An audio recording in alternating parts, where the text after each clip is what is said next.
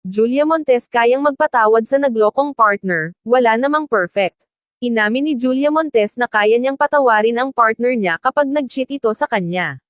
Say ng aktres, wala namang perfect. In a relationship, mayroong isa, hindi ko naman nilalahat, baka dalawa kayong nagkamali for a time.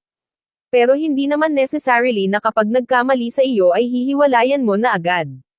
May pagkukulang ka ba kaya nangyari yon? Lahat pa ni Julia sa panayam sa kanya ng magandang buhay. Pero paglilinaw ni Julia, ibang usapan na kapag paulit-ulit ang panloloko o pangangaliwa ng isang partner. So parang feeling ko cheating kapag ilang beses na, too much.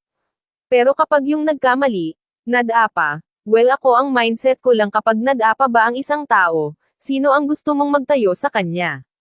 Ibang tao na, ibang babae na o ikaw pa rin na partner. Paliwanag ni Julia.